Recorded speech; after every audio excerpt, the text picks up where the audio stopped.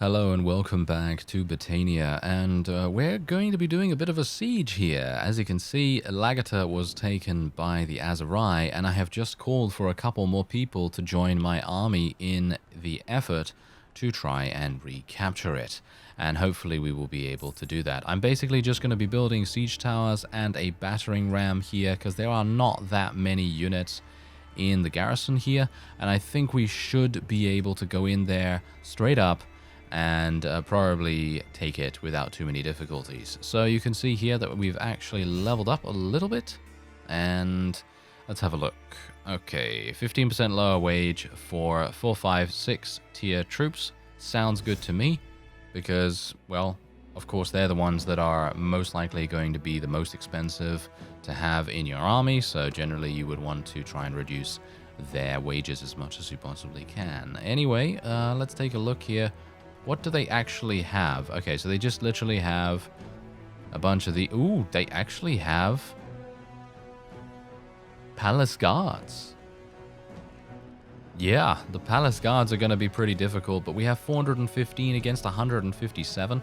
I personally feel like we should be able to achieve a relatively smooth victory here, but of course there are complications. Bad things can happen, and I don't know how it's going to go, but we'll try. We'll try our very best here. So let's just hope that they don't have too many ranged units that are capable of doing damage to the battering ram itself, because I think that's probably going to be the main entryway for us.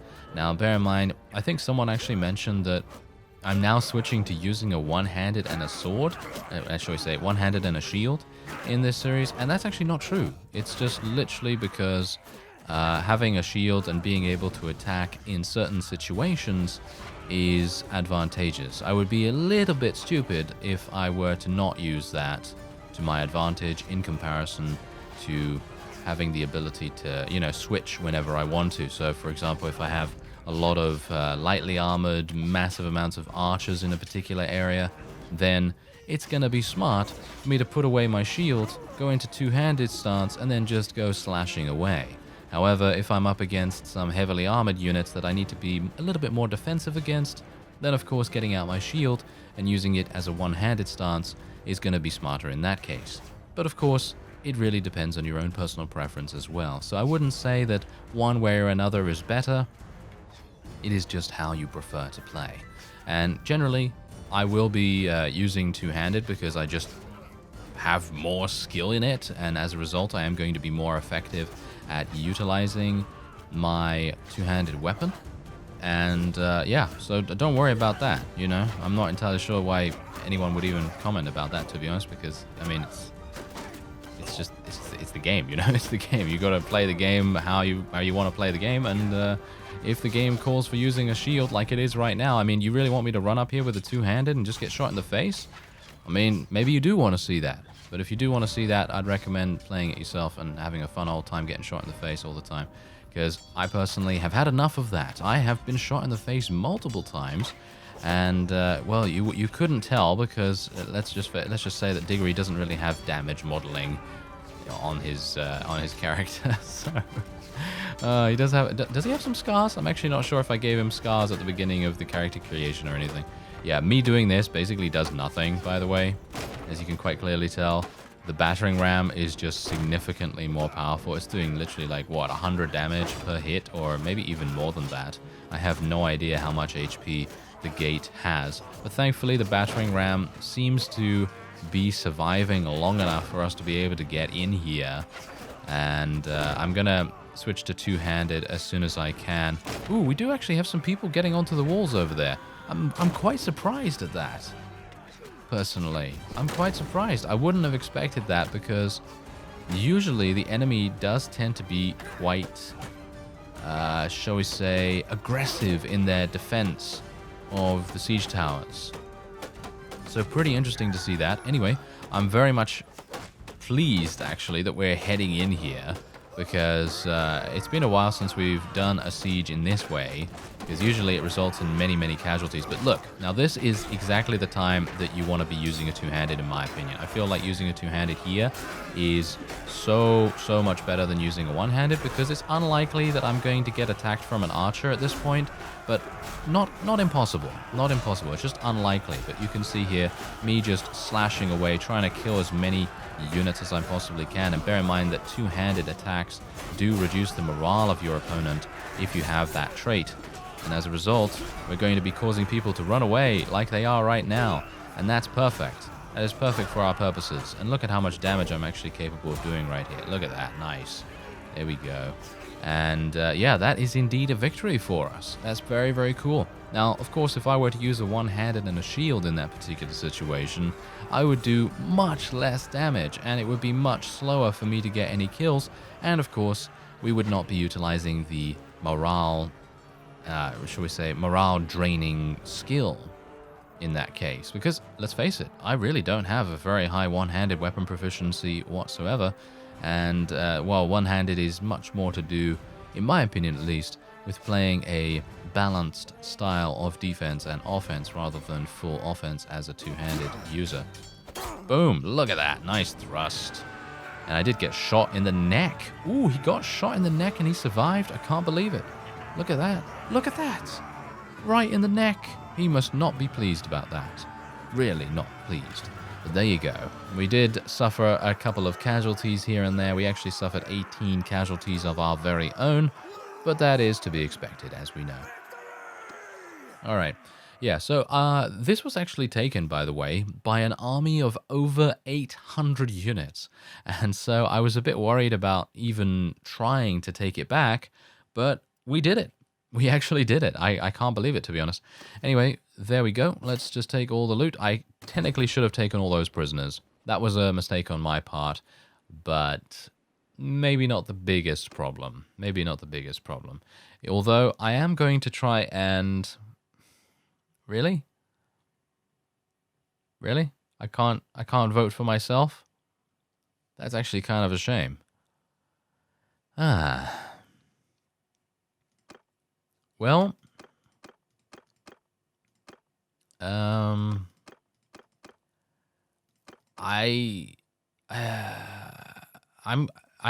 don't know, actually.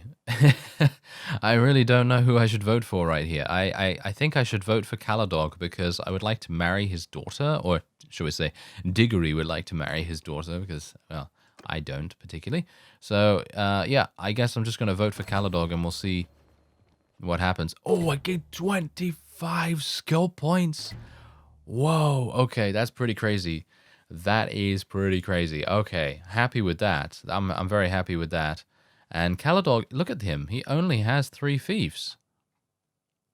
He's only got 3 fiefs. So I think he's actually being very generous. And I'm not entirely sure why the others were being all, you know, whiny and upset about that. I don't really know because kind of, you know, I think he's kind of being quite generous with his divvying up of the various fiefs. Okay, so now we have 176 in charm skill. That's crazy. Okay, so clan members gain 10% more influence. No, gain 20% more influence from personal actions. Yeah, we'll do that. All right. So how much leadership do I have? Let me take a quick look at that. I have 115. All right. Okay, so what we're going to do is we're just going to kick out a couple of people. And we'll just get a little bit more cohesion just to make sure that we can survive the remaining little bit here. And what we're going to do is we're just going to sell all of... Whoa! Selling all of that? Oh, yeah, because I sold all my thrown weapons as well, didn't I? Do I want to do that? Yeah. I'm pretty happy to sell this, I think. I'm pretty happy to sell this. Okay, so let's just do that. That's 68,000. That's crazy. That is a crazy amount right there. Okay, so I'm actually just going to take a quick look and see what we can get that will potentially be a better item for us. Okay, so this is really, really good. Obviously, I don't think it is a Botanian Britannian theme, so I probably won't be going for it. No. Okay, yeah. My chess piece is actually looking to be upgraded. Let's have a look and see. No, this is Imperial. I can't do that. In all good conscience, I cannot do that. So we will just be moving on. And I'm gonna do a little bit of smithing. Yeah, I'm gonna do a little bit of smithing right here. Okay, so let's take a quick look at what I have here, because I might have some new parts that I will be able to smelt for. There we go. Nice. Okay, good. Okay, that seems to be about it. Okay, so what we're wanting to do is we want to get as much fine steel as we possibly can, because that seems to be the thing that we're mostly using right now. So let me just see if I can go into the trade screen here and buy some hardwood. They don't have any. They have 10, but that's really not particularly good. That's just been raided, that particular village. I think there is another hardwood village up here, isn't there? Yeah, there it is. Okay, fantastic. So we're going to go over there and just do that real quick, because I would like to... I mean, I technically could smelt weapons for hardwood, but that just uses my energy, and as I've said beforehand, usually energy for me right now, rather than money, is more important. I think that energy is more important to try and safeguard as much as I possibly can. Oh, there we go. That's much better. So look at that. We're only spending 4,800 and we gain a huge amount of hardwood, which is exactly what we want. And my leadership skill, again, is still advancing as we go forward here, which is really nice. Just going to go into Maronath's marketplace here, because what I'd like to do is sell my armaments and various other things here. Anything good? Nah, it doesn't seem like it. All right, so we can just basically sell all of that. That's 33,000. That's very nice. Now let's just take a quick look here and make sure that I'm not missing out on anything really, really good, because you never know. No, doesn't seem like it. Anything good in terms of the chest department? Ooh. Oh, hello there. Yes, I think this is actually fantastic. Look at this. This gives me 10 additional body armor, and it loses me 2 leg armor. That is worth it, in my opinion. That is very much worth it, so I will be using that. Ooh, we're looking very themed right now, aren't we? Yeah, very extremely themed. And this guy's using already the same stuff, and he's also using the same stuff. So I guess what I will do is just keep this body armor for a potential new companion that might end up joining us at some point in the future. And I'm going to take a look at these. No, they are not as good. And then we can take a look at... Oh, these are all the things that I've just sold. Yeah, there we go. Okay, yeah, High Warlord boots. That's always what we're wearing those already. Okay, so that's perfectly fine. All right, so does the marketplace have any hardwood as well? Oh, yeah, they've got a whole bunch. Give me that. All right, that's fantastic. So now what we can do, I'm going to use Diul and Pelosaur for this. We're just going to literally go and smelt a huge amount of charcoal. We're going to need it. We're going to need it. And look at his smithing skill. Look at Diul's smithing skill. He's going crazy. He's going crazy with that thing. Okay, so there we go. That's what we've done. So now we can go over to Diggory once again, and we can actually start getting a little bit more fine steel here. And then we want to get some more steel. Yes, this is going to take a while. Alright, so we're actually going to do a little bit of a polearm here. I've already taken a look at some of the parts that we've unlocked, and as you can see, we have pommels available. Look at this. We have pommels available, which is very cool. I'm not entirely sure about this one, to be honest. This one... I think this one looks cooler, no? Don't you think this one looks cooler? Yeah, I think so. Let's try... it doesn't make any difference what I do with the size of the pommel to the stats, but it does increase the difficulty, which is exactly what we want to do, I guess. And we can also change the reach. Yeah, weapon reach. Now, I think I would like the handling to be a little bit better, so we're going to make a slightly shorter one. And then this, what does this do? This changes the cutting damage slightly, changes the weapon reach slightly, and that's basically it. Don't really care what that does, so I guess we'll just leave it the way it is. Double hooks, sounds cool. And then we can choose a new blade. And look at this. We have a lance. I could potentially make a lance right here, which is pretty much pointless for me. I mean, you know that. It's pretty pointless for me, but maybe we could make something like a... Oh my. We could make the War Razor. Wow. Yeah, you know me. If you've seen the Byron series, you'll know how much I loved the War Razor when I was using it. And yeah, it's just fantastic. It really is just fantastic. Okay, so let's see. I think I'm just gonna go for a shortened weapon here. It's already long enough, in my opinion. 193 weapon reach is really good.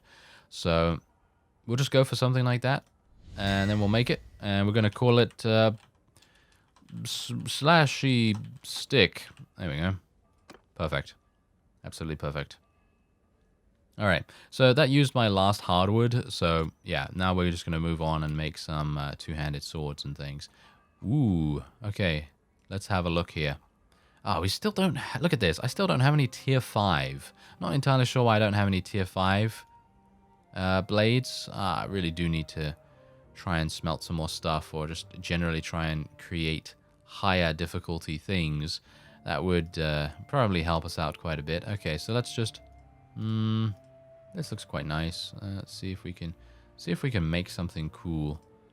Now here's the thing. I really like this handle. I love this grip that we're currently using here. I like it a lot because it has that really nice dark color to it, and I could either make a one-handed / two-handed, or I can make this. You know what I'd like to do? I'd like to make a really, really high handling weapon, if I can. Obviously, if I make this larger, then it increases the difficulty. So what if I make the blade larger? There we go. Yeah, I'll do something like this. Oh, no, that's actually normal. Okay, let's do that. Let's increase this a little bit. Yeah, so if you make this bigger, then obviously... Yeah, okay. So 218 difficulty. Let's make it. See what happens. And we're going to call this... well, it's useless, isn't it? I mean, it didn't gain any activatable... I mean, like, it didn't gain any stat bonuses whatsoever, so... No stat bonus. There we go. No stat bonus. But we did get this. We got a new pommel. So that's pretty good. Alright, let's make another one. Did it get a stat bonus? It did not. No stat bonus too.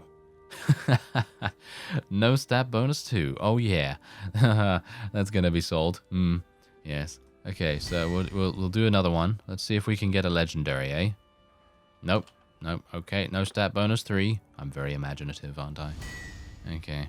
We're utilizing so much fine steel right now that I'm very much hoping that we're going to be gaining something here. Oh, there we go. We gained another smithing part. And let's make one more. Okay, still none? Really? I'm actually really surprised. Oh, Morningstar Spear Guard. That sounds pretty fun. Now, unfortunately, this has now prevented us from doing things. Can I make... can I... Okay, so let's actually just take a quick look here. So this reduces the cost of fine steel by a little bit. Is this using less fine? Yeah, okay. So let's make something like this. And we'll make it a little bit bigger. And then we'll see if I can maybe get something really, really cool here. It's not getting me any parts. That's the point. I really do need to get some more parts. So it might very well be that I need to make higher tier stuff before I can actually get that. So it might very well be that is the case. That's a bit of a shame, actually. We can make it to 206 if I increase that. Okay, yeah, let's just do that. Ooh, there we go. We got something, but I don't know whether that's actually a legendary activatable stat bonus. I don't think that really is, although it did give me 5 cutting damage increase. So let's go for Cutting Menace. Oh, there we go. We unlocked a Bronze Crescent Pommel. Oh, okay. Well, I'm out of fine steel now, so let's actually take a look and see exactly how much those things can be sold for, because you never know. Maybe they're going to be sold for a decent amount. Yep, look at that. They sell for 38,000 for the most part. And then I, for some reason, I changed the blade. Yeah, I changed the blade at that point, and that's the reason why it's 58,000. So, yeah, I mean, that's pretty good. I'm running around with so much money in my inventory right now, which is pretty crazy. So, I suppose it's decent enough for me to make some stuff just so that we can literally have a number of things available to us if we need to. So if we need money for some reason or another, or we come across a marketplace that has a massive amount of money, then we can make the most of it. So I'm just going to be smelting all of this stuff just to get it out of my inventory. Well, it looks to be like the Botanians are having a bit of a problem here with the ASERAI, and I'm not entirely sure what I really can do about this, to be honest, because we do have... Yeah, no, we don't have enough people to be able to fight this, unfortunately. I was hoping that a big army from the Botanians would appear out of nowhere and try to kill the ASERAI, but that doesn't seem to be the case at the moment. So we might have some difficulties going forward with the ASERAI encroaching on our territory here. So a bit difficult, maybe some difficult times ahead, potentially. And we're going to just go over to Dunglanis. I actually wanted to go over to Sionen because I wanted to sell some of our weapons there, potentially. They have 56,000, so I will sell one of these. Good enough for me. Oh yeah, we should probably also check to see if there are any pieces of hardwood here too. None? Okay. They have none. That's kind of interesting, considering there's a village relatively close by with hardwood, but maybe they're taking that to Caer Banseth. That might very well be the reason. So let's just take a look here. Yep, they have 112. Very nice. And now that we have a pretty good amount of horses, my carrying capacity is over 10,000 now, which is really nice. So that means I will be able to move around relatively well without having to worry about going over carrying capacity or anything like that. That seems like a good plan to me. Actually, you know what? I would like to join the tournament here just for a potential good piece of armor or maybe a sword that I might be able to smelt. So let's see how this goes. Oh dear, I'm now against the lord that I'm currently leading. Okay, well, I two-handed, no, wait, no, oh, no, yeah, okay, there we go. Get him. Oh, you got murdered, sir. You got murdered, so sorry. Alright, that went okay, actually. I'm not very good at blocking with a two-handed, by the way, so generally I have been getting a little better with it, but I'm still... Sometimes I just get super lucky, and sometimes I just die. So it's literally a 50-50 chance of, you know, insta-death, pretty much, whenever I do that kind of thing. So let's see. I'm actually with Duel right now, and I have a... they gave me a bow. Oh, it's actually not too bad. Yeah, if you have a little bit of control stat, you should do quite well with a bow, even without bow skill, which is kind of silly, in my opinion. But, you know. Okay, wait a minute. This is bad. I feel like this is pretty bad.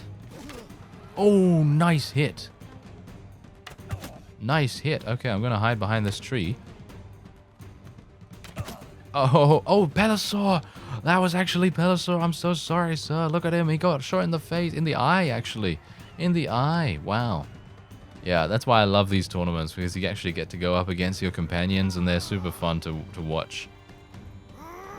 Yeah, there we go. He went for the thrust. That was a mistake, sir.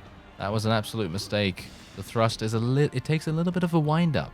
I don't know whether you've tried using a thrust in Bannerlord, but it is much more heavy feeling than it used to be in Warband. Oh, Pelosaur actually made it to the final round.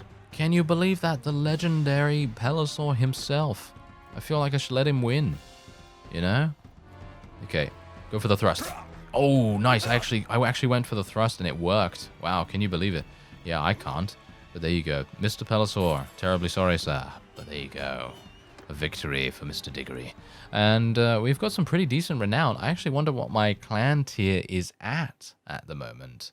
So let me actually just go into the smithy real quick, because I'd like to see Whether yeah, there we go. See, this is exactly what I was talking about. 2 new parts from this. 2 new parts. We get a bowl guard and we get a fishing... Okay. Fishing boat pommel. That doesn't sound particularly menacing, I've got to say. Doesn't sound particularly menacing, but I suppose, you know, if that's what they want to give me, then that's what they want to give me. All right. So what I would like to do now going forward is, because I almost have 125 in leadership, which no doubt is going to be placed, you know, the new trait is going to be placed into disciplinarian. I don't know why you'd want to take anything else apart from disciplinarian, because let me actually take a look at the other option. Increase security in a town by 5 while waiting. You can kind of see that I personally don't think that that's really good. So I'm not entirely sure why that's even a thing, because I personally feel like disciplinarian is pretty much, I would say, probably required. I feel like it's required because it's just so powerful. You know, it's a really, really powerful skill, and gaining +5 security while waiting in a town, maybe not so much, you know, maybe not so much. Okay, so let me just real quick. Oh, they don't have that much money here. Is there anything that I can do to kind of trade a little bit? Maybe they have a better helmet for me, because I don't think this is a Botanian helmet, to be honest. I think this is something else. So, is there anything else that is actually a full helm? Botanians don't wear full helms, right? Nah, I don't think they do. I don't think they do. So, probably not going to be doing that. Not going to be doing that. And I don't want to bankrupt my own town. Thank you. Anyway, after taking a look at my garrison and just taking out some of the lower tier bandits, lower tier Botanian units that we currently have, I also took out some forest bandits as well, by the way, because I think that most of them can level up. Once we have disciplinarian skill, it is going to enable us to have some Botanian Fian champions, or at least they're going to be hopefully leveling up into that relatively fast. So hopefully that will be the case. Otherwise, I'm thinking that in my off-screen time, I'll probably do a couple of fights in hideouts, notably most likely forest bandit hideouts, because that will provide us with the greatest chance of getting some really, really nice people to join us and everything. So, yeah, I'm actually going to be calling for another army right here, because here's the thing. If I can create a place that is Botanian controlled, then I think we should have a really good time. And Praven is relatively far away, so it's kind of hard for me to deal with it. And I think we could probably auto-resolve this. But I know that people don't really like auto-resolving in the best possible times. So I probably won't if I can get some more people to join the army. Yeah, there we go. There we go. Nice, nice. Okay, so we've got to be a bit careful here as well, because we do not want to be beset upon by a massive army. Ooh, Melodia. Yeah, yeah, there we go. Nice. Okay, that's perfect. Absolutely perfect. I've got to be very careful here. If an army comes up to us right now, we're going to have to go in with only 1 siege tower. They're preparing, you know. They're preparing. Okay, lead the assault. Look at that. Perfect. Perfect timing. Perfect timing on my part right there. Well, kind of. I mean, that's the thing. If I had auto-resolved there, we wouldn't have even gotten close to being attacked, and we probably would have already taken this. But as a lot of people have mentioned, auto-resolving, it's obviously not the most entertaining thing to watch, and I wholeheartedly agree. Of course, it's not the most entertaining thing to watch, but it is far and away probably the most efficient way of taking things. So it really depends on what you value most, you know. Because if you want to see me go in here and get shot in the face, then, you know, that's definitely doable. That is definitely doable. Okay, so I'm going to have a bit of a problem getting close to the walls here, I think. But I'm very much hoping that we will be able to maybe... Where's the battering ram? Oh! Are you serious? I said I was going to get shot in the face, and then as soon as I said that, I got shot in the face. That is hilarious. Oh, now I'm kind of sad because I'd like to participate in this siege if at all possible, but now I'm getting shot from all different angles. It's really going to be quite difficult. Guess I'll just stand against this wall here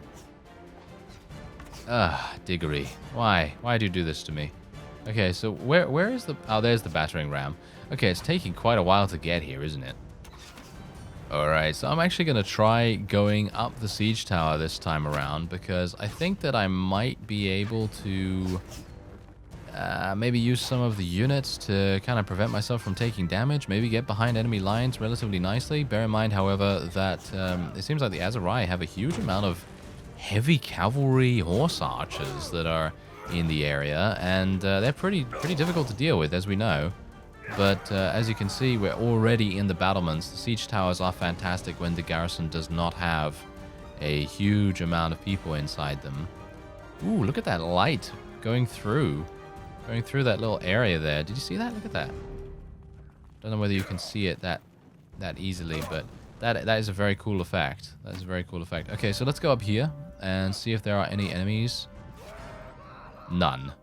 Who was shooting me then? Who was shooting me? Because there's so many. I don't know. Okay, well, this is going to be a pretty easy victory for us, of course. That's exactly the reason why probably an auto-resolve would have been much easier here. But, oh, hello there. Okay, yeah, this is bad. This is definitely bad news bears, potentially. Oh, there we go. Not too bad, not too bad. Okay, so I'm just going to switch to my...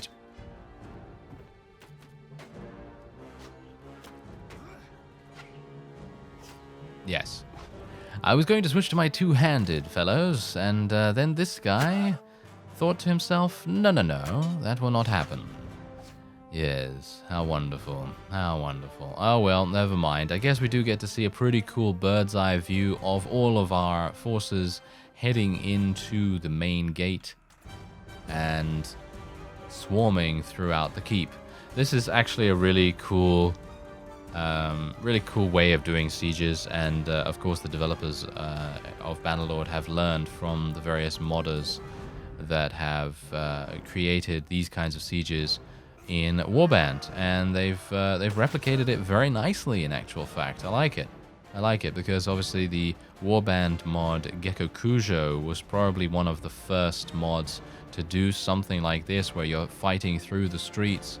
And yeah, that was pretty much pioneering this way of going into the siege, as well as Britain Water, of course. Britain Water was also one of them that would allow you to do that, I think. All right, there you go. Victory for us, and I'm going to be spending a huge amount of influence to try and get this town. So watch this space, because I might very well be able to get it. I would love to be able to be honest. This is a pretty big town. And I think these guys, they're not going to fight us, right? They are? Ooh.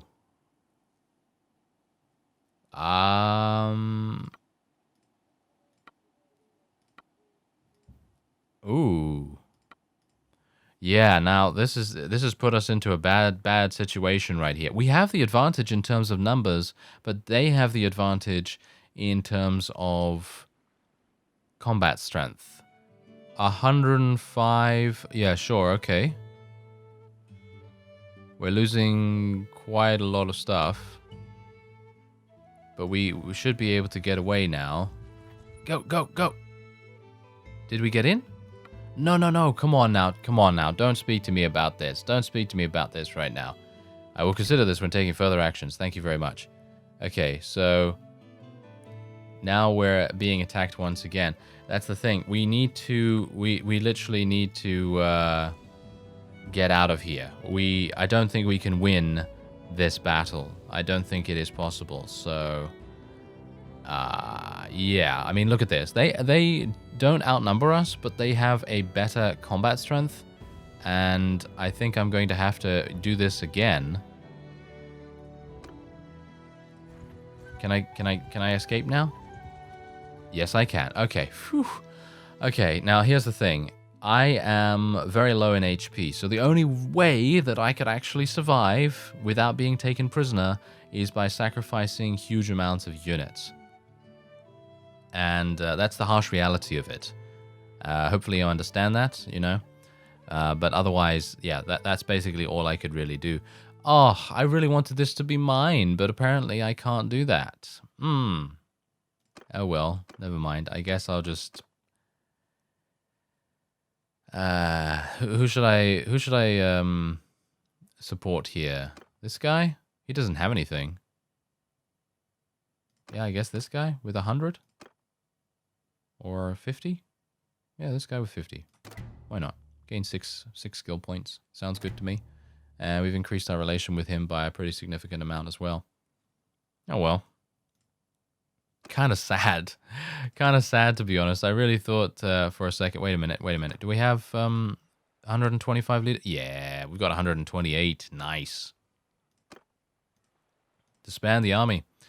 I really wanted to get this. You have no idea how badly I wanted to get this. I'm actually wondering whether I would be able to swap.